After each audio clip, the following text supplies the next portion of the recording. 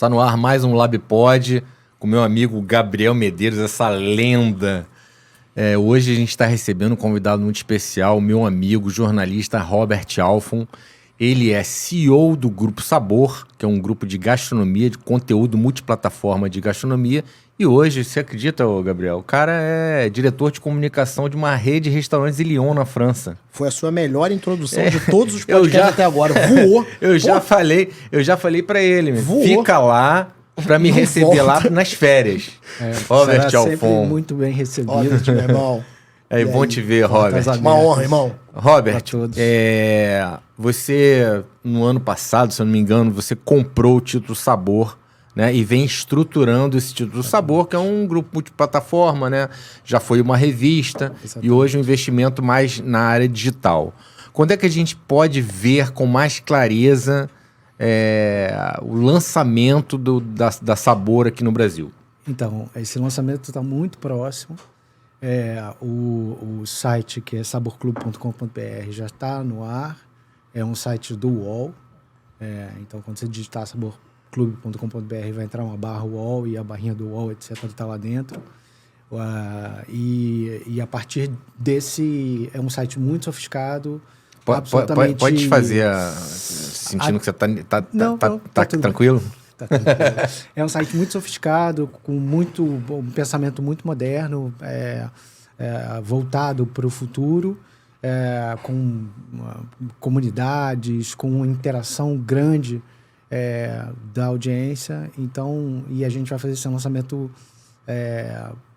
de fato, embora ele já esteja no ar, mais ou menos daqui a umas 2 semanas. Entendi. Robert, eu sempre digo isso para as pessoas que perguntam sobre você, né? Uhum. Que, na minha opinião, você é um dos caras que melhor fizeram revista no Brasil, né? Você já foi editor da revista Beast, foi editor da Playboy, sim. Né? De várias revistas, vários títulos, né? Eu trabalhei 15 anos na Editora Abril, né? Pois é, que era a maior editora de revistas do Brasil. Sim, né? É uma escola, né? Que background isso trouxe para você para o digital, né? Essa sua experiência em revista, eu ficava assombrado, Gabriel. Em determinado momento, eu e o Robert, a gente trabalhou juntos no Jornal do Brasil. Uhum. Né? Eu era editor executivo, ele era editor da revista Domingo. Eu ficava olhando o Robert editando revista, puxa esse fio pra cá, puxa isso aqui. Ficava coitado de diagramador, pentelhando uma página durante 2 horas, né? Mas, cara, quando terminava... Perfeição total. Cara, que coisa bonita, né? Esse cara é praticamente um designer, né? Tem um olhar... de designer. Né? Só que o olhar dele não é só um olhar de designer, é um olhar de um cara que sabia exatamente o que o produto pedia. Ele chegava e perguntava... Na verdade, em relação ao Domingo, ele nem me consultava nada, eu nem olhava e sabia que ele sabia fazer. Mas ele falava assim, cara, o que vocês querem desse produto? Se a pessoa não soubesse dizer o que queria do produto, ele falou, cara, eu acho que esse produto tem que ser assim, assado. Quando a pessoa dava o quê? Robert, vamos nesse caminho. Ele ia lá, entregava aquele produto exatamente como ele conceituava aquele processo. Então, ficava tudo muito perfeito, um produtinho perfeito, né, para venda. E o que isso... Falei demais, né? Não, mas vamos lá. Mas levantei. Isso pode ser um corte para você para ganhar dinheiro, né? Não, isso é uma bola, atenção. Levantei tua bola. Grande revista do Brasil e do mundo. Robert Alfon. Grande revista. Não, mas de fato, você é um extra classe nisso, né? Eu não estou falando da boca para fora, eu vi o teu trabalho. E eu queria saber, assim, o que esse background te trouxe para o digital que você pretende implementar com a Sabor? É basicamente exatamente essa questão de entendimento de quem é a audiência, né? E como você trabalhar com essa audiência, né? Então, esse é o pensamento e a velocidade, né? Se a gente for comparar o digital com o impresso, a revista, a velocidade é praticamente a mesma. Porque quando você está diante de uma revista, cujo o comportamento do leitor é absolutamente aleatório, você não sabe se ele vai começar a ler de cima para baixo, da esquerda para a direita, ao contrário. Você tem que ser muito rápido, a mensagem tem que ser muito direta e objetiva. Quando ele bate o olho, a mensagem tem que ser dada. Isso serve ou não serve? E aí é o que vai determinar o sucesso do produto, porque você consegue fisgar essa atenção dessa audiência ou não. E a mesma coisa do digital, ou seja... É o mesmo conceito, é o né? mesmo conceito. Então, precisa ter um acabamento bom, precisa ter uma mensagem objetiva e interessante. Então, as coisas são... O pensamento fundamentalmente é o mesmo. No caso do digital, tem um desafio enorme, que não tinha na época de revista, que é a questão de SEO, quando a gente usa um jogo de palavras para que o buscador possa te ranquear, te colocar numa posição adequada. Nem sempre o trabalho de SEO permite grandes criatividades, porque você está dentro de uma caixa que é mais objetivo do que exatamente criativo. Então, esse é um exercício bem legal assim, de fazer. Robert, deixa eu te perguntar uma coisa, passou aqui pela minha cabeça. Antigamente, cara, a alta gastronomia, ela era degustada presencialmente. Você tinha toda aquela experiência de sair de casa, sentar no restaurante com calma, enfim. Eu vejo hoje, até vou fazer aqui um merchan para um amigão meu, Lipe, do Proteio. A Proteio, ela entrega o salmão top, a um ticket médio que faz jus ao produto, e as pessoas pedem em casa. Na nossa cabeça, antigamente, você pedia pizza em casa, você pedia um hambúrguer em casa. Hoje a gente vê uma tendência do público a pedir a alta gastronomia em casa, delivery. Como é que você vê isso? Como é que a Sabor participa disso? Eu acho que isso... a gente tem que entender e fazer essa diferenciação entre alta gastronomia e boa gastronomia. Uma maneira simples de determinar num universo que as pessoas compreendem mais como a moda, né? Alta costura é aquela que você vai no ateliê e o estilista faz a roupa Customiza. no teu corpo. Faz a roupa no teu corpo, né? E o prêt-à-porter é a roupa que você entra na Chanel, entra no Jap, que a gente está falando, e a roupa está pronta. Tudo bem, há ajustes, mas ela está pronta. São coisas diferentes. Então, esse pensamento, alta gastronomia em casa não é possível. Porque você não consegue ter o frescor que aquele produto precisa ter para chegar, para que você consuma no ápice da qualidade. Mas o que a gente entende como boa gastronomia e cada vez mais presente, aí sim, quando você parte de um pensamento de alto nível, com produto de alto nível, você tem uma entrega de alto nível, que não necessariamente precisa ser alta gastronomia. Então, é mais ou menos esse exemplo que eu dei agora. Estou falando de Chanel, sei lá, porque eu não sou especialista em moda, mas, enfim, quando a pessoa, vem entrar lá no Chanel e compra a roupa, aquilo tem muita qualidade, mas não é alta costura. Ou seja, o delivery, ele não te entrega o ápice, mas ele te entrega uma alta qualidade. Dependendo do delivery, entrega alta qualidade, porque hoje há meios para que isso chegue numa condição interessante na sua casa. Uma coisa, por exemplo, que vale muito a pena, e às vezes alguns restaurantes fazem, é entregar quase pronto.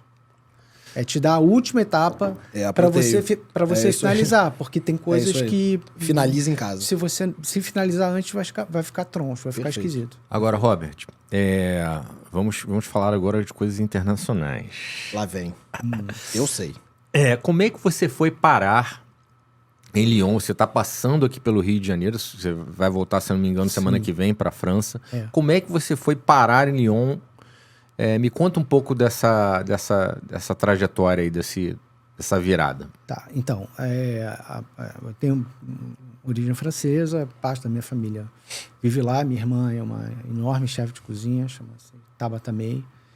Foi a eleita do Paul Bocuse como a primeira chefe mulher do time dele. Do time do? Paul Bocuse. Uhum. Então eu sempre frequentei.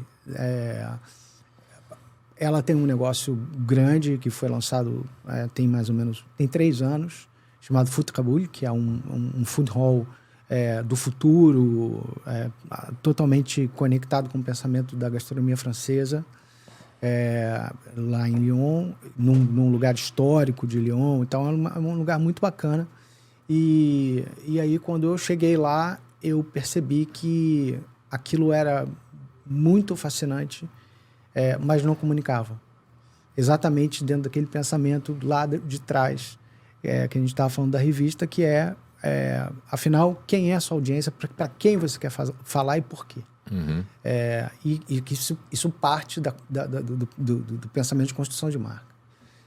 Então, eu propus a eles fazer esse trabalho de pensamento de marca e pensamento do negócio nesse sentido.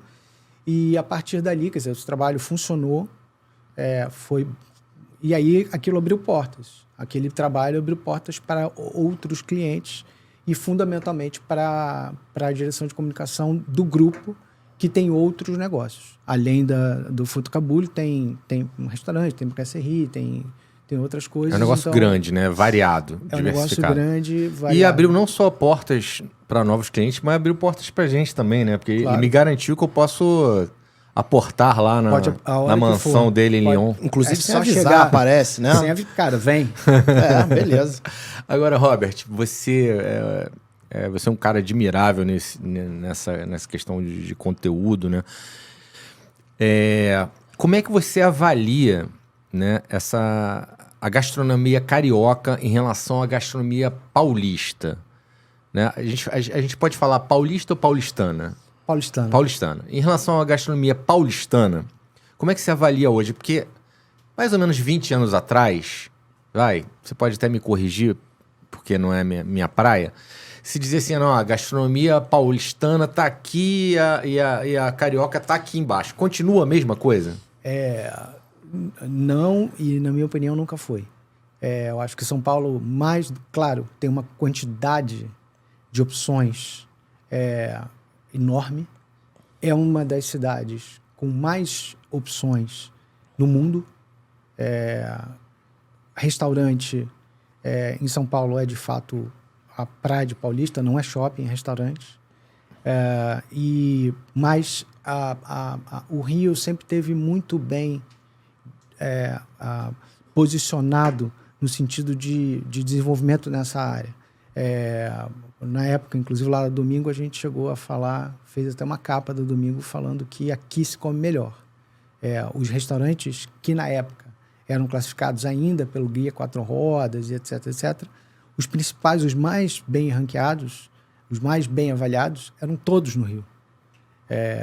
Embora já tivesse naquela época Fasano em São Paulo, antes o Máximo e outros restaurantes em São Paulo. Então, assim, o Rio tem uma característica de criatividade, de aceitação e adaptação de influências que é muito relevante, e um certo despojamento do pensamento gastronômico que é muito interessante para a comida. Então, assim, os restaurantes do Rio são muito bons. E hoje tem um volume muito grande. Isso que eu estou falando, mais ou menos, resume ou ele exemplificado, por exemplo, na rede agora do Pedro Artagão. A criatividade com muita qualidade. E esse cara vem... Invadiu o Rio de Janeiro, exatamente, né? E ele vem da ideia de uma cozinha de altíssimo nível. Então, isso, de certa forma... Mas, deixa eu te falar, desculpa te interromper, não tinha, não sei, posso estar enganado, tá? Desculpa a minha ignorância. Mas não tinha uma zoação de gastronomia de espuma? Não tinha uma coisa assim? Não. O carioca... A espuma que você fala é espuma de fazer festa mesmo. Ou espuma? Espuma mesmo. Espuma. Então, quando houve essa...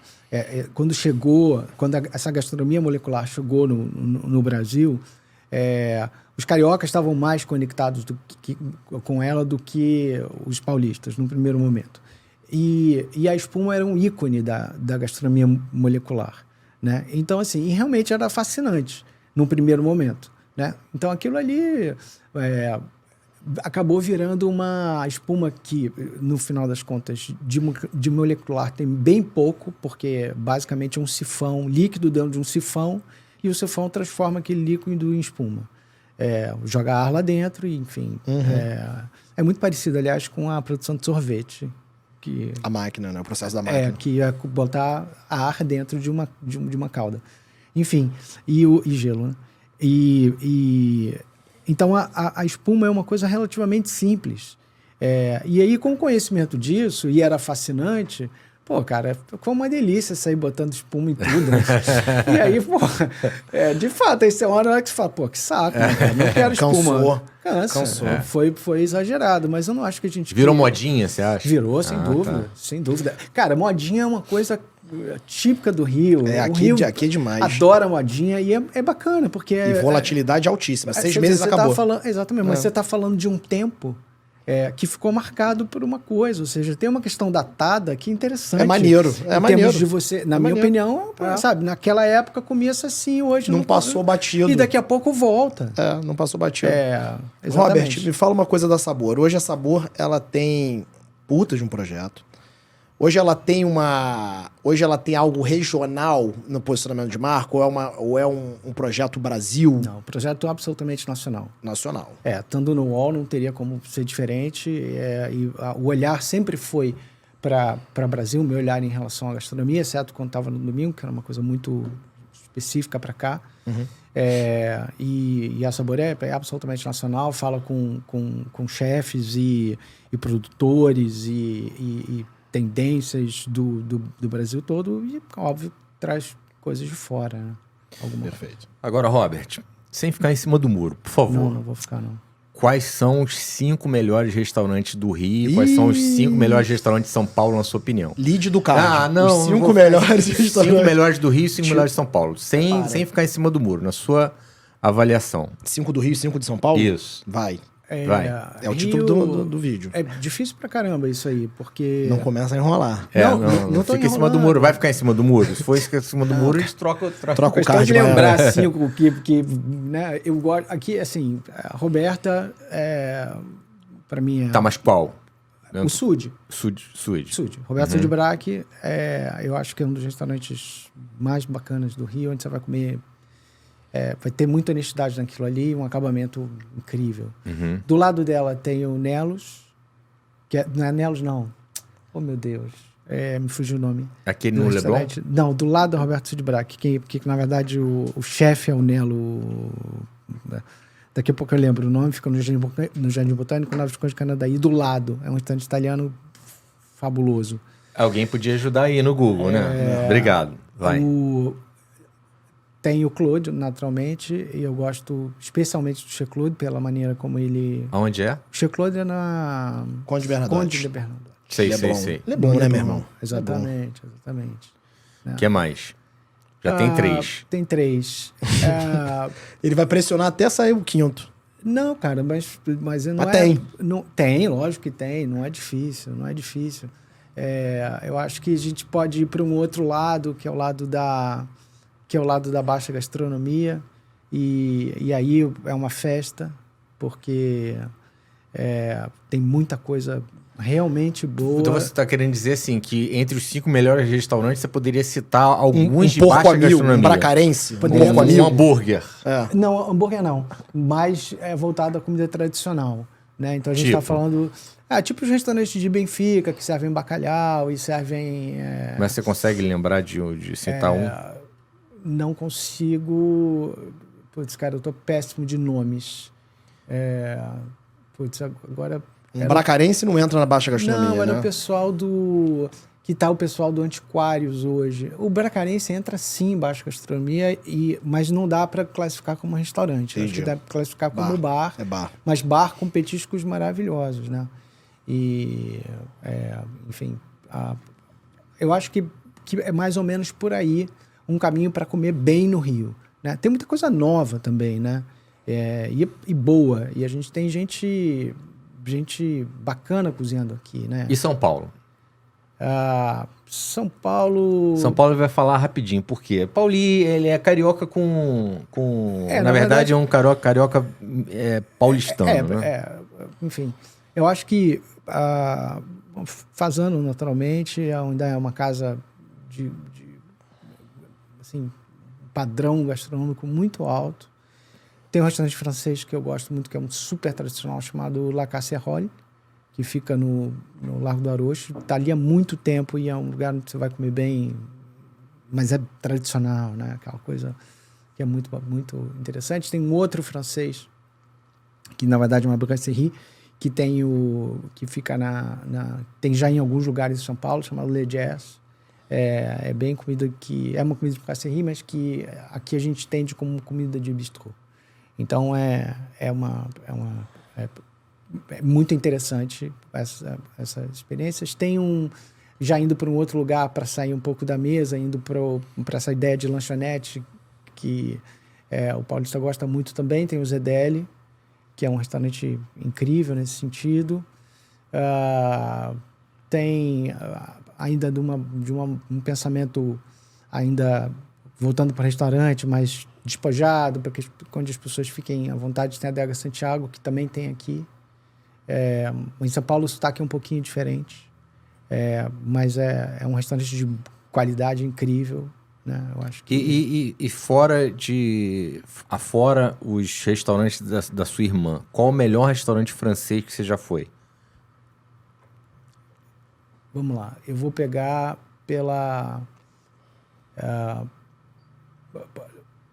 acho que pelo aspecto do significado daquilo ali, que é naturalmente um restaurante Paul Bocuse, que ele é um cenário, né?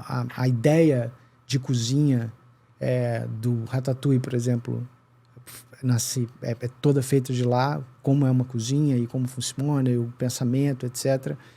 E o entendimento, a maneira de serviço e a maneira de fazer, desenvolvida pelo francês, com começo, meio e fim, ainda mais um pouquinho, é praticado lá com uma excelência inacreditável, assim. Né? A gente está falando de serviço, que é uma coisa interessante de serviço, quando a gente fala que são garçons que carregam bandejas altas. Né? Aquela imagem do garçom que carrega a bandeja acima do ombro, você vai ver... É emblemático, garçons, né? Agora. Imagem emblemática. Cinematográfico. E assim, ele tem vários salões, são valores diferentes. Hoje... E você vai levar a gente lá, não? Pô, vamos. Ele falou que é só chegar, então já sabe. É só chegar. Já prepara o vira-latinha tá lá? Não meu tem colchonete lá. Tá lá? Não, mas não tem problema. Eu levo, vocês pagam, pra mim tá tudo bem. Não é tão fácil quanto a gente imaginou. Nunca é. Tem que Uma pagar coisa é pela levar, hospedagem, outra né? A hospedagem coisa é grátis, pô. Não, pelo amor de Deus. Na minha casa ninguém paga nada. Mas, Robert, me parece que você chega assim à maturidade do ponto de vista de conteúdo, de jornalismo, de comunicação nessa área de gastronomia, juntando esses dois polos, sabor e essa experiência na França, né? Você acha que tem ponte entre as duas coisas, entre os dois negócios? Total. Super ponte. A maneira como a gente comunica é muito eficiente na França e muitas vezes inédita. Eles têm um pensamento diferente e às vezes menos eficiente do que a gente tem. E eles têm um conhecimento, um background de gastronomia que notoriamente é maior do que o nosso. Não significa que seja melhor, mas é maior. Eles conhecem mais, eles têm mais bagagem, eles podem enriquecer muito. Então, criar situações de intersecção das ideias, por exemplo, trazer festivais, trazer chefes franceses. A Sabor tem toda a condição de fazer isso. E criar eventos aqui não é um plano, não é nem uma utopia ou algo pensado, porque você perguntou. É um plano mesmo. Tá na estratégia. Então, é uma plataforma digital com total conexão a evento presencial. É como o Mário falou, é uma multiplataforma, né? Então, assim, a Sabor, ela hoje é inteiramente digital, ela nasce no papel. Com a pandemia, a gente abandonou o papel naturalmente, não tinha nem onde vender. E a revista digital que está no GoRead, que é a principal banca de revistas digitais para isso, porque muitas vezes, isso é uma coisa interessante de falar, muita gente, quase todo mundo tem GoRead via o seu operadora de celular e não usa e não baixa. Nem sabe que tem. Não sabe que tem. É igual o Deezer, a TIM toda tem e ninguém usa. E é incrível. É verdade. É muito legal mesmo de usar, tem muita oferta. GoRead. Go Read. Então, assim, a revista, quando foi Go Read, ela explodiu sem estar na banca. A coisa foi muito boa e continua muito boa. Então, ela é um produto digital. Daqui para frente, a gente vai começar a fazer on-demand também, impresso. Mas é um outro pensamento, com um pensamento mais moderno de revista e uma coisa que está sendo feita na Europa hoje que é interessante. São revistas menores, com um acabamento quase de livro, é uma coisa O Robert está sempre lá na frente, por isso que dá certo. O Robert está lá na frente. A coisa está funcionando na Europa agora, na Grécia, ele já está puxando para o Brasil agora. Ele é muito antenado. Isso aí é fato. Conectado e antenado. Então, e aí, vocês estão exagerando comigo hoje. Muito obrigado. Somos amigos além. Estou vendo. Grandes amigos. Bom, enfim, e eu vou jantar por minha conta também. Graças a Deus.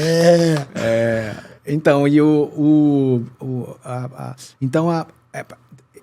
revista, site, e Evento tem presencial. e os eventos que partem de um negócio que eu acho que é o grande negócio do grupo, que é o Clube de Assinatura, que é o Sabor Clube, que é um clube de assinaturas gastronômicas, no qual você assina de forma recorrente, recebe todo mês na sua casa 5 produtos feitos com uma curadoria que parte da visão editorial, ou seja, ela é muito honesta. É muito honesta por causa disso.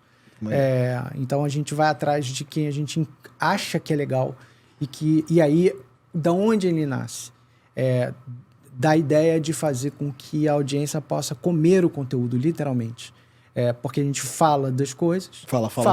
Fala. Aí tem um endereço lá, tem não sei o quê, o cara vai, beleza. Claro, informação relevante.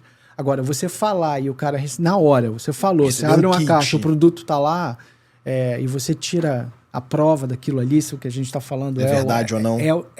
Não, se a nossa opinião bate com a dele. Com a sua, com a do Mário, enfim.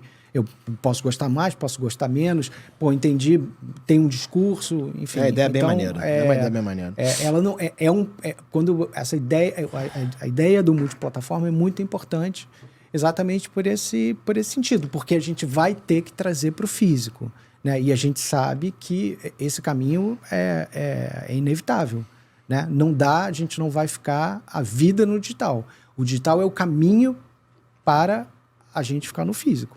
Ele é o canal que vai te levar para onde você quer. Cara, viajar é uma questão física. Você viaja descobrindo no digital, pegando avião e senta e come. Você não come pelo digital.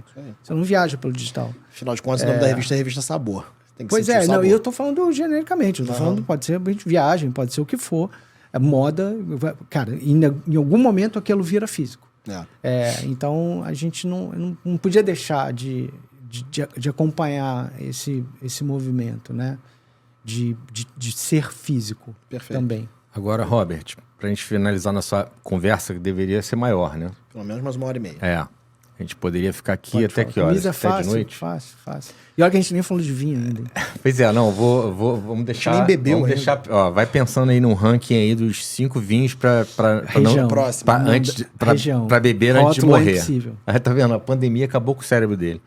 O Robert, nós tocamos juntos, né? A revista Gula, que né, é tradicionalmente a maior revista de gastronomia, talvez a mais clássica, né?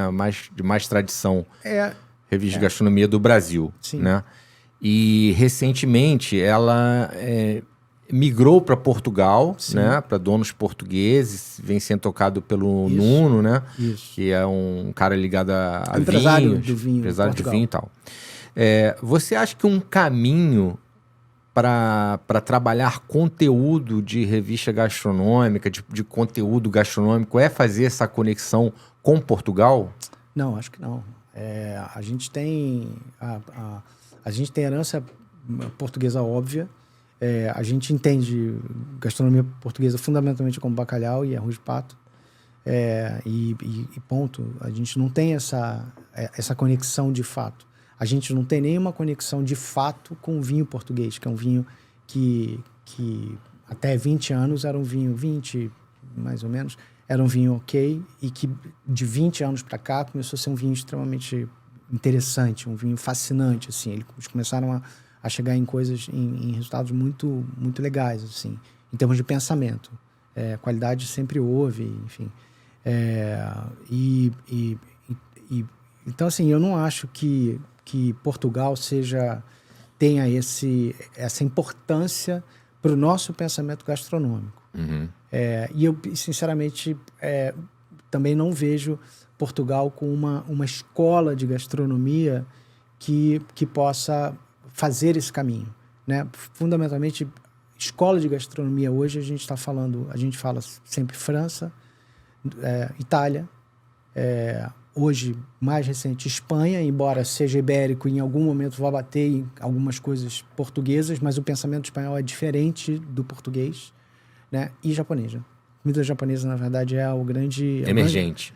É o grande caminho disparado, em termos de acabamento, em termos de pensamento de sabor, em termos de qualidade de produto, de pureza do que você põe no prato. Essa questão da pureza é muito importante, assim, também, né? A gente... e eu falando isso, uma pessoa que está muito conectada na França falando isso, pode parecer surpreendente, mas lá também já tem esse caminho de que o produto, quanto mais próximo você tiver da verdade do produto, do que ele é originalmente, mais interessante fica. Isso não significa tirar coisas, mas significa fazer diferente. Você coloca outras coisas, você não mergulha mais. Não é, tudo bem, claro que é ótimo, mas não necessariamente você precisa mergulhar um camarão num molho. Ele pode estar de outra forma. Agora, só para finalizar, o Robert, cita aí, tudo bem, você não quer citar, você quer citar mais regiões, mas pelo menos um vinho espetacular e as regiões melhores onde você consegue achar vinhos espetaculares. Então, o vinho é uma coisa difícil falar de rótulo, porque quando a gente fala de rótulo, a gente vai ter que falar de safra. Então, óbvio que existe constância em alguns rótulos, né? Mas não necessariamente, você sabe disso, você toma um ano, toma o outro, parecem vinhos diferentes, assim. Uma coisa muito interessante que eu recomendo em termos de novidade, porque está perto da gente e é acessível, é o novo pensamento do Malbec na Argentina. Mendoza? Não. Uva Malbec. A uva Malbec foi tratada de uma maneira até anteontem. Daqui para frente ela começa a ser tratada de outra maneira e ela tem se revelado uma uva absolutamente fascinante tratada dessa forma. Tem um vinho do Zucardi chamado Concreto, que na verdade é um ícone dessa transformação, que eu recomendo. É um vinho, uma faixa hoje no Brasil de 300, 400 reais. E é absolutamente fascinante. O que mais? Eu acho que ainda em termos de descoberta, né? Eu acho que a gente tem que falar, não dá para não falar dos naturais da Itália. Eles de natural é o Lage, né? Mas o vinho natural, ele é o futuro, de alguma maneira. O Chile, por exemplo, hoje, a produção é majoritariamente biodinâmica, né? É bio. E esse bio vai virar natural. Esse é o caminho que eles querem. Ou seja, valorização do produto e vinificação de uma maneira em que você tem um produto muito limpo e muito puro, né? Que não significa que o que a gente tem hoje, que não é natural, não seja. Mas quem toma percebe a diferença. Eu não sou um cara que vai dizer que o vinho natural é melhor do que o vinho que não é. Isso eu não vou dizer nunca. Mas há um caminho que é muito interessante do natural. E os italianos são realmente bons fazendo isso. E você sabe que eu sou fã dos vinhos americanos, né? Californianos. Isso é interessante, Você também não elencaria como uma região... Os Estados Unidos foi um boom, né? Um boom nos anos 80, e final de 70, 80, com o pessoal de Napa Valley, e eles pararam, os Estados Unidos parou. Os Estados Unidos não tem a região de... perto de Washington, que tem Oregon, que é interessante também, que tenha surgido mais, mas os Estados Unidos parou. Mas o julgamento de Paris matou a pau, né? Mas a gente está falando de muito tempo. Muito né? tempo. Não tem mais novos julgamentos de Paris? Tem. Julgamento de Paris hoje é todo dia, gente. Eu faço julgamento, eu venho pro Brasil e levo uma mala de vinho. A gente podia fazer uma degustação às cegas uma hora dessa, já. E, cara, eu faço... A gente entre nós... Isso é uma coisa interessante. Os franceses, basicamente, tomam vinho francês.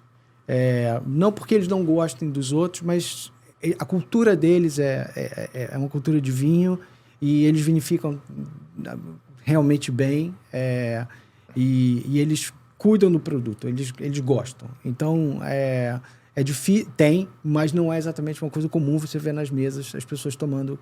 Só os restaurantes mais modernos, uma cabeça que hoje tem vinhos gringos na carta. E eu levo os vinhos sul-americanos, brasileiros, inclusive. Faz uma troca. Não, faço degustação às cegas. E muitas vezes nós somos melhores. Mas eu quero participar, os caras ficam, como assim? Então, é muito legal. Porque aí, de fato, abre a cabeça. Essa questão do julgamento de Paris Agora, tem uma grande história disso tudo, que por exemplo, no Chile, tem muito francês vinificando, né? Então, na verdade, ele é um vinho chileno. Chilês. Com sotaque francês. Franleno. Isso é um ponto importante em relação do vinho, né? Vinho é vinificação. Óbvio que é produto. A uva tem que ser boa, de um terroir bom, manuseada da melhor forma possível. Significa a colheita na data certa, se é manual, se não é, porque preserva. Então, tem fatores de manuseio, né, que são importantes. Agora, dali para frente, que é o trabalho do enólogo e toda a tecnologia que envolve a produção de vinho, tecnologia no sentido, mesmo quando a gente vai lá atrás, no mundo menos tecnológico, é tecnologia. Enfim, é aquela ideia de química, de que ferveu água e é uma reação química, ponto. Entendi. Então, o vinho francês... eu estava falando de vinho francês... Do que eu estava falando? Que eu esqueci. A gente está falando sobre regiões. As regiões. Eu interrompi algum raciocínio, mas não tem problema. Regiões. Então, eu acho que... Estava falando que vinificação na França é um troço sério, os caras são realmente bons, e é o que importa na produção do vinho, no final das contas, é a vinificação. E você entende quando o vinho é mais puro, menos puro, mais isso ou mais aquilo, pela vinificação. É isso que vai determinar, porque o cara pode pensar o melhor vinho do mundo, pode ter um grande produto. O vinho ficou mais ou menos, o vinho vai ficar mais ou menos. Entendi. Enfim. Robert. Deu, né? Cara, muito bom te receber aqui, diretamente da França. Vai Ídolo. Preparando lá um colchonete pra mim. Vai preparando um colchonete lá pra mim. Polvilho tá lá, cara. A gente tá longe do papai. Vai preparando o colchonete que a gente tá chegando. Não, vamos. Em breve. Venham logo. Meu irmão, Valeu. Obrigado, gente. Obrigado, gente. Um abraço. Tchau, Tchau, tchau. Valeu, até mais tarde.